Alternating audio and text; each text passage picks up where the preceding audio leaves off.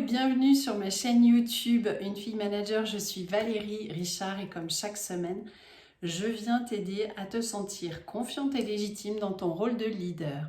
Alors cette semaine, j'ai décidé de te parler de gestion du temps. Pourquoi? Tout simplement parce que quand on est chef d'entreprise, on est en général très occupé, on n'a pas beaucoup de temps pour soi et surtout on peut avoir tendance à avoir du mal à se dégager du temps pour sa famille, ses enfants, son conjoint, pour faire du sport, pour faire des activités qui nous ressourcent. Et ça, malheureusement, ça va générer pas mal de stress, pas mal de frustration, parce que parfois, on peut se sentir un petit peu coupable de ne pas passer plus de temps avec notre famille ou nos amis, par exemple.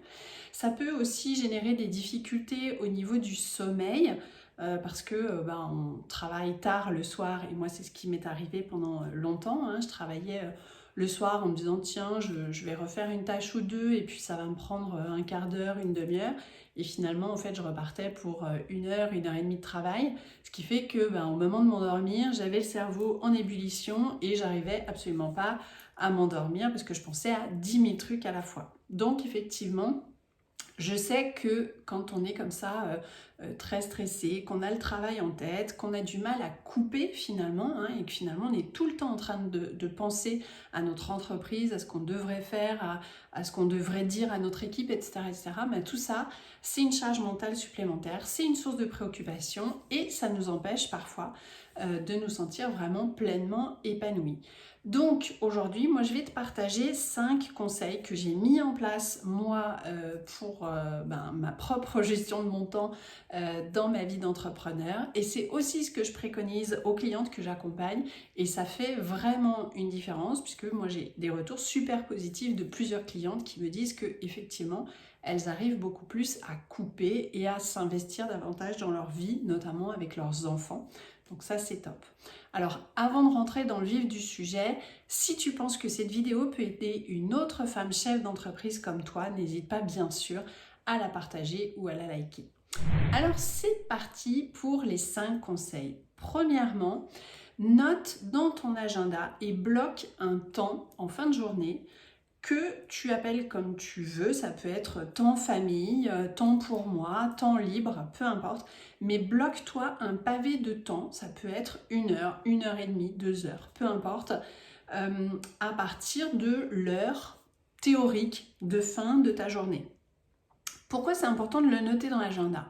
Alors moi j'ai coutume de dire ce qui n'est pas noté dans l'agenda, ça n'est pas fait. Mais effectivement, notre cerveau va emmagasiner un certain nombre d'informations tout au long de la journée, et quand on est lancé comme ça sur une tâche au niveau professionnel, on peut être tenté de la finir en se disant bon, c'est pas grave, je vais finir un peu plus tard, mais il faut absolument que je finisse ça. Alors que si dans mon agenda j'ai une petite alerte qui me dit stop, c'est le temps famille, ça m'aide quand même à prendre conscience que ce serait bien que je fasse une coupure. Moi, j'ai décidé de la mettre à partir de 17h30 parce que effectivement, c'est l'heure à laquelle je récupère mes enfants à l'école et que ensuite j'ai décidé de prendre du temps pour eux, donc pour les aider sur leurs devoirs par exemple. Ça peut être de faire une activité avec eux, jouer ou simplement discuter. Et puis après, j'enchaîne souvent avec le repas du soir, les activités pour la maison, etc., etc. Et en fait, ça m'a aidé vraiment à déculpabiliser parce que finalement, j'étais restée dans un schéma un petit peu comme quand j'étais salariée où je terminais à 18, 18h30, parfois 19h mon travail. Et en tant que chef d'entreprise, je me disais, c'est pas possible de finir plus tôt que ça. En fait, si, c'est possible si on s'organise aussi dans la journée pour faire les choses autrement. Mais surtout, c'est nécessaire parce que ton job en tant que dirigeante d'entreprise, c'est aussi de pouvoir prendre soin de toi, parce que si le dirigeant n'est pas en forme, est trop stressé et trop préoccupé, il ne peut pas guider son équipe, il ne peut pas développer son entreprise, il ne peut pas réfléchir à des nouvelles stratégies qui vont lui permettre de passer un cap. Donc je dirais que la priorité, c'est toi en tant que dirigeante et c'est super important que tu prennes ce temps-là. Deuxième chose, c'est que souvent, je le rencontre avec des mamans qui sont entrepreneurs et qui me disent en fait je culpabilise beaucoup parce que je suis pas assez présente pour mon mari, pour mes enfants, pour mes amis, du coup je me sens mal, j'ai l'impression que je ne fais rien de bien.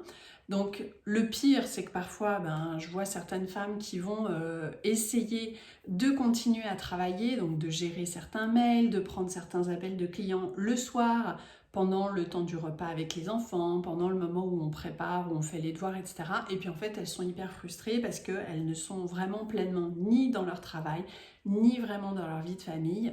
Et donc, elles sont frustrées des deux côtés. Donc vraiment, le fait de pouvoir poser dans son agenda un pavé de temps avec une petite alerte, ça aide à se poser et surtout à déculpabiliser en disant c'est le temps que je referme la page du travail et que je me consacre au reste de ma vie.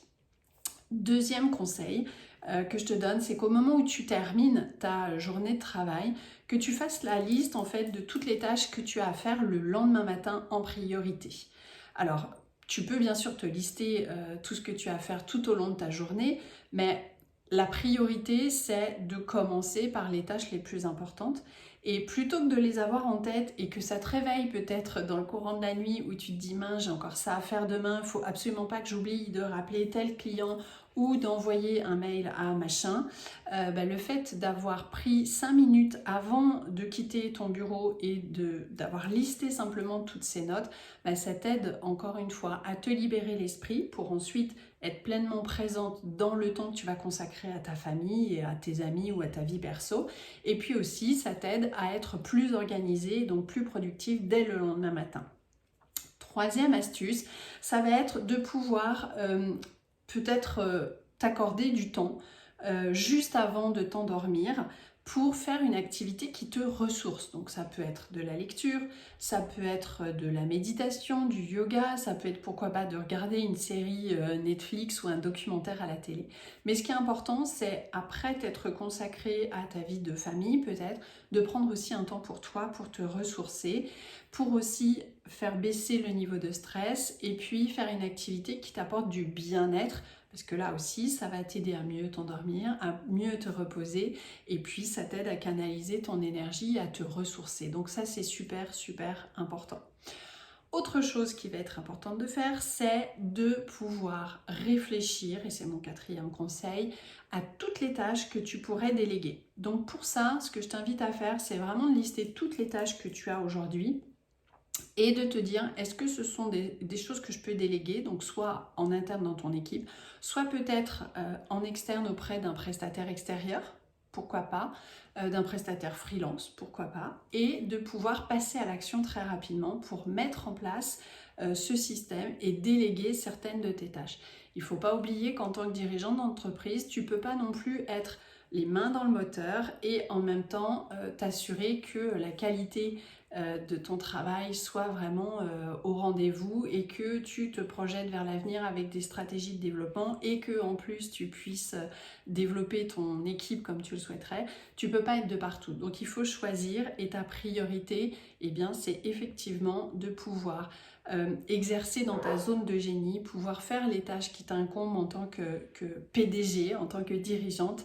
Et ça, parfois, c'est difficile parce qu'on a même du mal à assumer ce rôle ou cette identité de dirigeante. Donc voilà, super important, regardez toutes les tâches que tu as à faire, les lister et commencer à les déléguer. Ça va te permettre aussi d'identifier le temps que tu peux te dégager et de voir comment tu vas pouvoir réorganiser ton temps par rapport à ça.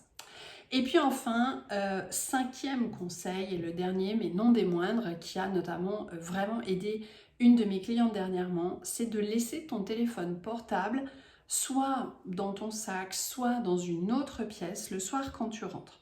Parce que le risque, c'est que quand on a notre smartphone à proximité, on est tenté de répondre au téléphone, donc que ce soit des clients, que ce soit des prestataires, que ce soit peut-être quelqu'un de ton équipe qui t'appelle.